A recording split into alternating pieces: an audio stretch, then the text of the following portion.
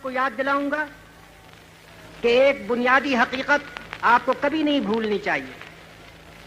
आपको ये याद रखना चाहिए कि दुनिया में हर जिम्मेदारी के तकाजे हैं और वो तकाजे पूरे करने पड़ते हैं। दुनिया में ठोकरें उन्हीं को लगती हैं कि जो चलते हैं, जो पांव तोड़ कर बैठ जाते हैं उन्हें कभी ठोकर नहीं लगती। गिरते वही हैं कि जो दौड़ेंगे, कांटे उन्हीं के तलवों में चुभते हैं कि जो दौड़ते हैं। जो बैठे रहते हैं उनके कांटों में कभी कोई चुभन महसूस नहीं होती। 12 महीने पहले आपके मुल्क का क्या हाल था? वो अपनी किस्मत का मालिक नहीं था, उसकी किस्मत दूसरों के हाथों में। आपका अमन भी आपके कब्जे में न था, आपकी बेअमनी भी आपके कब्जे में न थी। जब कभी मुल्क में बदअमनी होती थी तो आप अपने तरफ नहीं देखते थे, उनके तरफ देखते थे। जब आपको कोई तकलीफ और परेशानी होती थी आप उनके आगे मजबूर होते थे कि अपना हाथ बढ़ाएं। लेकिन आज वो नहीं है। आज अपनी किस्मत के आप खुद मालिक हैं। और अगर आप मालिक हैं और मैदान में खड़े हुए हैं तो ये याद रखिए कि तरह तरह की आजमाइशें पेश आएंगी। कोई भी नहीं चाहता कि अपने को आजमाइश में डाले, कोई भी नहीं चाहता कि गमों और दुखों में अपने को डाले।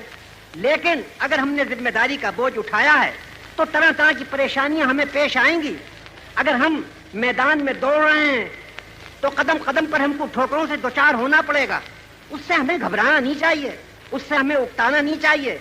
मर्द बनकर उन तमाम जिम्मेदारियों को उठाना चाहिए और उन परेशानियों का मुकाबला करना चाहिए। इसलिए मैं आपसे ये कहूंगा, मैं उन ख्यालात से बेखबर नहीं हूं कि जो आज हमारे सैकड़ों हजारों बहनों और भाइयों के दिमागों में गूंज रहे हैं। वो मुसीबतें कि जो इस मुल्क पर आई और उन मुसीबतों के जो असरात अभी तक चल रहे हैं वो सब हमारे सामने हैं। और गवर्नमेंट का और हर हिंदुस्तानी का फर्ज है कि जहां तक भी मुमकिन हो सबसे पहले उन दुखों को दूर करे। लेकिन उसके साथ ही आपको अपनी हिम्मत नहीं हारनी चाहिए और एक मिनट के लिए यह नहीं समझना चाहिए कि अब आपके लिए चैन नहीं है। मैंने अभी आपको याद दिलाया कि सबसे बड़ा चैन तो उसके लिए होता है कि जो जिंदगी से महरूम होता है। एक ठंडी लाश जो पड़ी होती है उसको किसी तरह की फिक्र नहीं होती। लेकिन अगर एक जिंदा इंसान है और उसकी रगों में गर्म और जिंदा खून दौड़ रहा है तब उसके लिए बीमारियां भी हैं, ठोकरें भी हैं, मुसीबतें भी हैं, हर तरह की परेशानियां भी हैं। तो जिंदगी का मानी यही है कि हम बोझ उठाएं और बोझ इस तरह ना उठाएं कि घबराए हुए उठाएं, मर्दों की तरह हिम्मत के साथ उठाएं। आज कल तक जब तक कि आजादी हमारे हाथ में न थी इसमें शक नहीं है कि एक तरह का चैन जरूर था। कैसा चैन? ये चैन कि कोई बोझ तुम्हारे गर्दनों पर नहीं था। जिसके हाथ में देश की हुकूमत थी उसके गर्दनों पर था। अगर बदअमनी होती थी तो तुम उसकी तरफ देखते थे।